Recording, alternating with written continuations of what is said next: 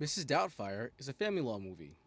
In Mrs. Doubtfire, Robin Williams, or Danny, is a voice actor who, early on in the movie, loses his job because he has some sort of moral qualm with how they're marketing products to kids, so he quits.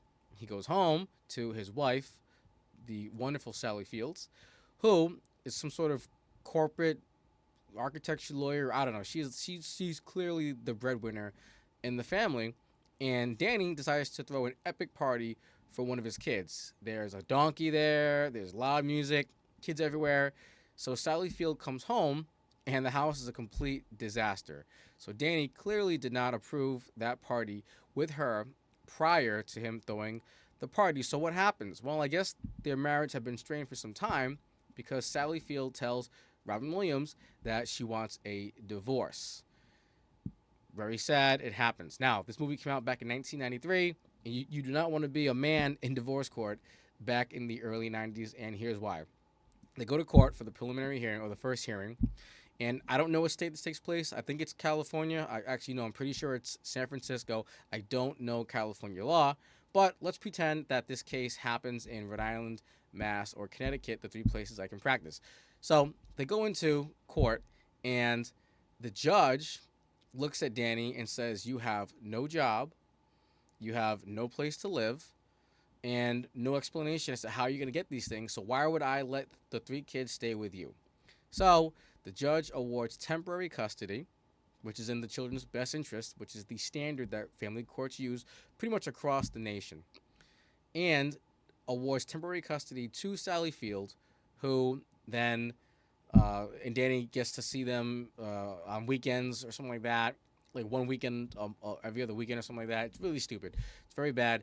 And the judge continues the case for 90 days to allow Danny, Robin Williams, to fix what to fix the issue.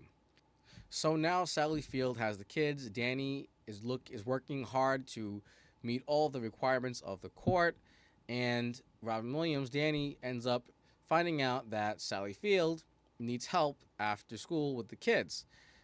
He's the dad, so rather than let Robin Williams take care of the kids, Sally Field is hell bent on having the kids be watched by a nanny.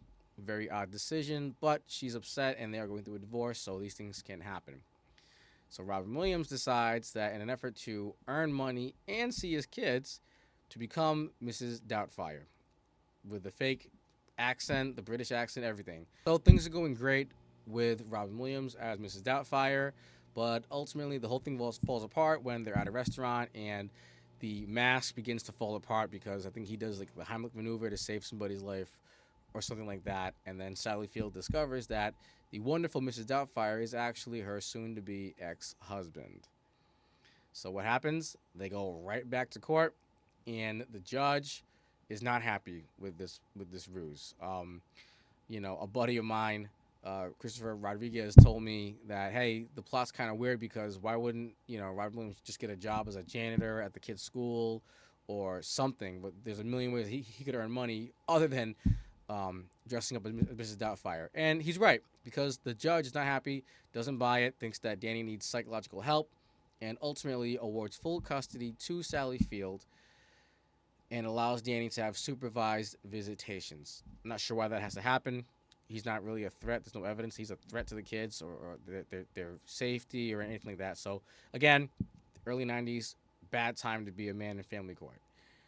So ultimately, though, there is a happy ending because Danny does get a job being the Mrs. Doubtfire character, so he's earning money, and Sally Field realizes that the kids are miserable without their dad, so she changes her mind and allows Danny to see the kids every day after school for a few hours. So they don't get back together again. That makes sense. It is what it is. The marriage fell apart. But Robin Williams does end up seeing his kids. So, like I said, Mrs. Doubtfire is a family law movie that is the catalyst behind everything that happens in the movie. You guys probably forgot that or maybe haven't thought about it in several years. So, I hope you enjoyed the video.